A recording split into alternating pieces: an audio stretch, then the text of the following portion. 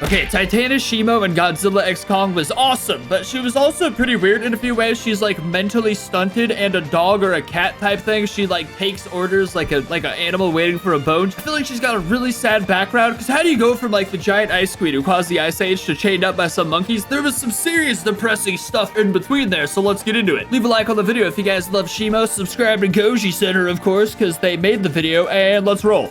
In Godzilla Kong, the new empire, we were introduced to one of, if not the strongest titan ever seen in the Monsterverse, Shimo.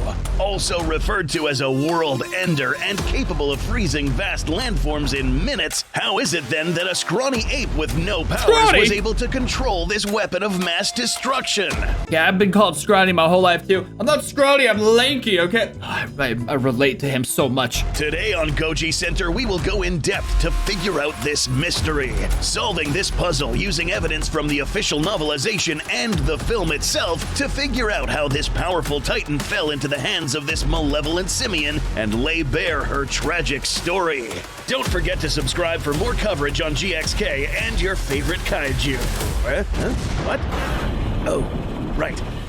Don't forget to check out our new custom pins available in the link below. Damn, These I want available that all the time, so make sure you pre-order yours today. Ooh. The first time we ever see Shimo in the film is when Scar King ordered the apes to drop a massive stone cutting the flow of lava in this massive waterfall, allowing her to come out. Starting from this very moment, we already start to understand the relationship between Shimo and Scar King, and it wasn't a good one. Here's a good time to explain how the red ape controls this world ender. He uses this, a crystal tip on the end of his whip. Yeah, what is that? In the film, Scar King points this crystal at Shimo and then points at his target. Previous to this, Scar King just had a fight with Kong, almost winning, but Kong was able to best him, figure him out, and almost kill him. In fact, the novelization states that Kong was about to kill the Scar King, and everyone around kinda knew this. Even Zuko noticed that pretty well.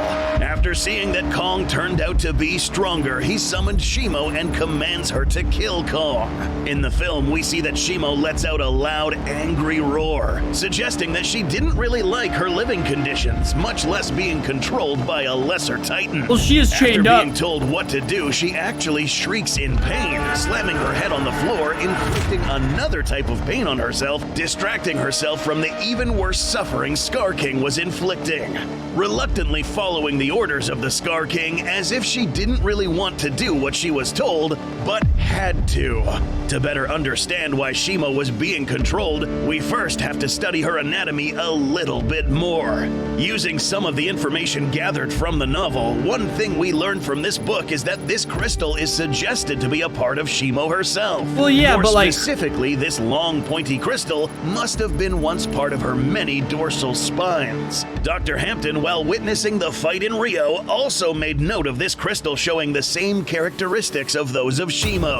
So, we settled that this crystal most likely belonged to this titan, but what about it gave Scar King control? It would be easy to speculate that Scar King held this crystal for ransom, threatening to further damage this crystal if Shimo didn't obey, but this likely wasn't the case. We see that upon wielding the crystal, this has an internal effect on Shimo's mind, and it was very painful. So, this thing had to have been something special. Not just any crystal, but something with an ability that turns out to be a common force in GXK: telepathy. That's right, the book doesn't explicitly state that this crystal had telepathic abilities, but it does say that Scar King controls Shimo using pain.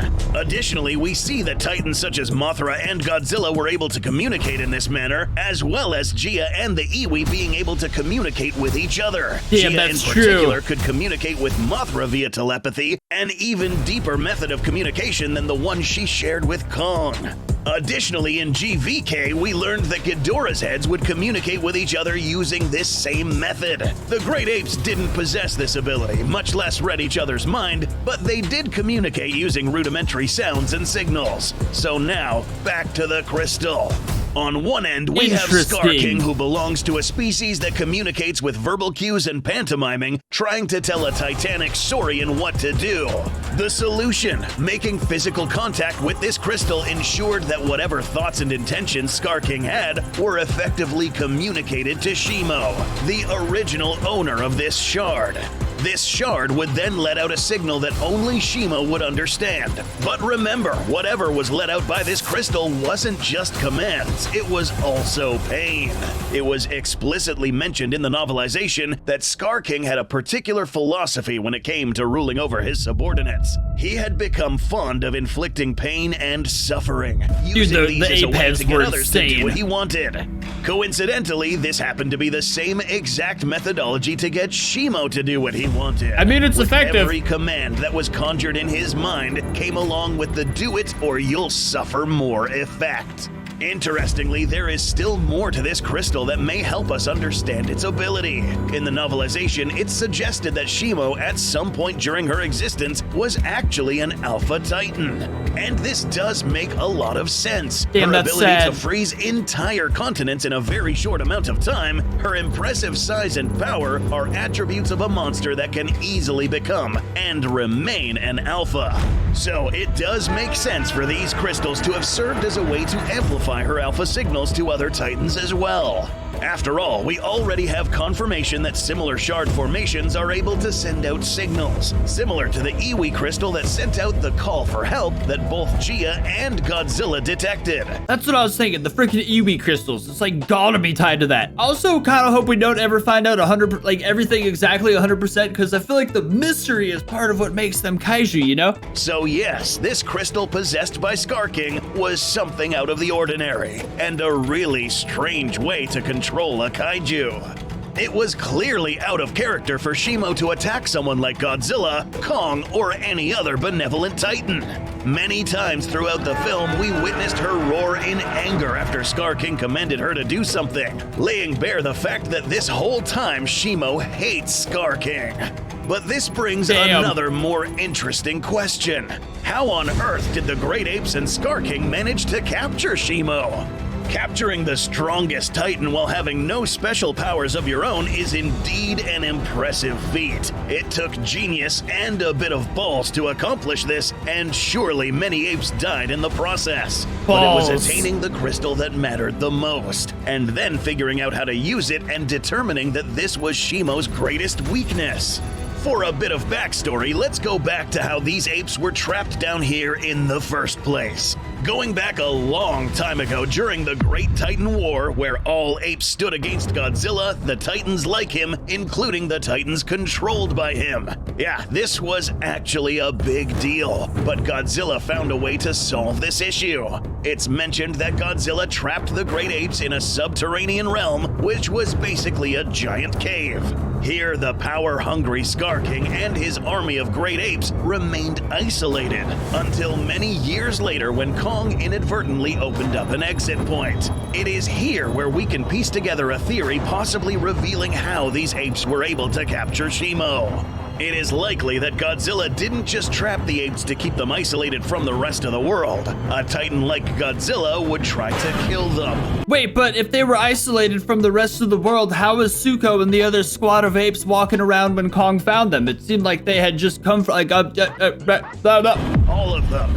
So, the act of trapping them in a cave was not enough. It was likely that Godzilla knew that SHIMO was already in the subterranean realm, trapping the apes inside with SHIMO, knowing that a Titan like SHIMO would be able to easily kill all the apes, since they really don't do well in the cold anyways. What he was not expecting was the fact that the apes were led by this crafty bastard, Skarking. Upon realizing that they were trapped with the strongest and powerful Titan, there was no other choice but to fight for their lives. We'd like to think that at some point the Great Apes and SHIMO had a confrontation, one which inflicted many casualties on the Great Ape army. Skarking would have either found a way to sever one of the crystals from SHIMO, or just found one lying on the ground, and eventually figured out that SHIMO would behave funny around him holding the crystal.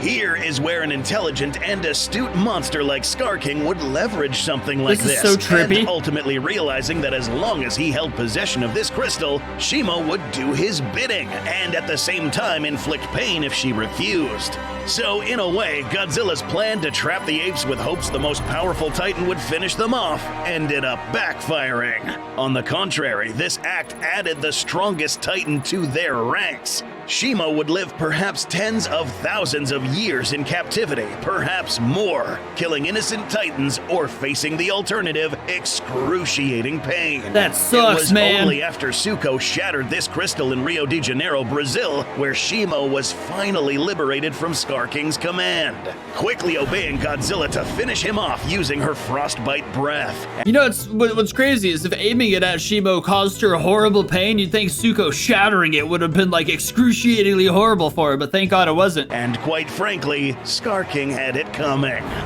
The only good news now is that Shimo now resides with Kong and the Great Apes. In their first confrontation, she never really wanted to kill him. It was Skarking who made her try to kill Kong and countless other apes as well. But the hardships for Shimo have only just begun. You gotta wonder if she would have just shot that ice blast at Skarking instead of Kong, you know what I mean? But maybe he was like pretty evadey anyways. Despite living with the benevolent Kong, the knowledge of Shimo had just now been revealed to both Monarch and, even worse, the government. Oh god. That's right. Upon learning that this monster was actually a world ender, capable of making it snow in Rio out of all places, this certainly turned heads around the world, and for the first time, warranted military intervention and a total takeover of the Hollow Earth by the military. Oh boy. All sights have been set on Shimo now, and humanity now has a new target. Unfortunately for Shimo, it seems that despite being one of the most powerful Titans, she has always been a target, and perhaps her biggest challenge is yet to begin. It's lonely at the top. I hope Godzilla and Kong and everyone decimates every little drop of humanity or other kaiju that goes for Shimo. I hope the next movie is just Kong hanging out with Shimo for like 20 minutes, and then in like an hour and a half of Godzilla just rampaging. You know how big that containment would need to be? My god. Wow, this is a really awesome video. I freaking love Shimo. I'm happy there's more explanations about her, because we don't really know much about her whatsoever, so it's nice to have some videos dissecting the possibilities. That was freaking sweet. Leave a like on the video for more Godzilla stuff, especially Shimo stuff, because I love it like crazy. Subscribe to Goji Center, and I'll see you next time.